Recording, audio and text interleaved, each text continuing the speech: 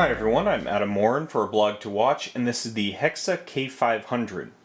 Hexa is a new US-based brand, and the K500 is their first offering so far. This thing is unapologetically dive watch in nature. I don't call it a dive watch because it looks like my ideal of what a dive watch should look like. I call it a dive watch because it both looks and feels like a piece of actual dive equipment. At 44mm wide and 51mm lug to lug, this 14.75mm thick watch is rated to a depth of 500 meters. The dial and hands have a bit of a Sin U1 look, but that's about as far as the comparisons can go.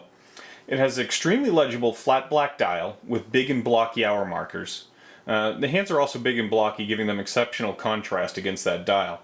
The Hexa logo is bold enough, but what I really like is the understated automatic and 500M printed on the dial. There's also a small date window between 4 and 5 o'clock. It's easy to miss that at a quick look, but that's the perfect implementation of date on a dive watch for me. Given the choice of having one or not, I'll almost always choose having the date, but I don't need it to be quick and immediately recognizable like I do the time-telling hands. When you want it, it's there, but if not, it kind of blends in. That's absolutely fine with me. Bezel has this cool cog-like grip to it. It gives really great grip, and it's on a 60-click bezel. I've never understood why some watches have 120-click bezels, since, if anything, you're going to be rounding in favor of safety and never risking things to the nearest 30 seconds. But hey, that's just me. The turning force feels great. It's easy to use, yet won't be moved at a light bump or anything. Apart from the bezel, the case is the other main defining element, visually at least, of the K500. It's pretty obvious that the crown is positioned between the 10 and 11 o'clock on the case, and it's surrounded by these large crown guards that are built into the solid case itself. The crown's long to allow access in this position, but it really cannot dig into you. When you have it, no matter where you put it or how tight, it stays out of the way, being over here. And it's protected that way, too. So that's pretty cool. It does make winding and setting the time a bit strange, along with some sharp case edges. You can probably see right there. But the overall placement is definitely to the benefit of the K500 overall. See, if I unscrew this, you know, I'm right-handed and used to crowns on the side, so winding is pretty normal. But when I go to set the time, the watch is almost entirely upside down at the moment, which can be a little bit weird. I mean, you could go over and use your left hand, but that feels really awkward, so you just kind of have it upside down and look for where things are, like, okay, there's 6 o'clock, that kind of thing.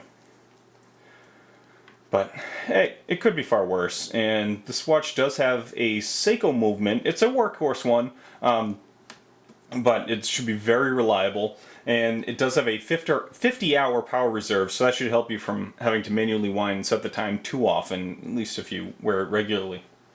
I have the K500 here on the supplied rubber strap, because it's my preferred way to wear the watch. It's also offered on a stainless bracelet, which I have over here.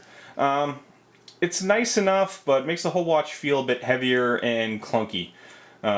Typical clasp there. It does have this ratcheting dive extension, which is pretty cool. So you can adjust to different lengths, and it goes in. There's also a micro adjustment. One cool thing is that they send it with 2 different types of end links. This one is a bit more flush mounting to the case, and they have another one that fits more in style with the bracelet itself. So that's kind of a cool inclusion. You don't get that too often. Comes on a black rubber strap, but they also have these same rubber straps available in red, gray, and green. I have the red one right here. These are fantastic straps. They're very soft and pliable, yet seem extremely strong and durable.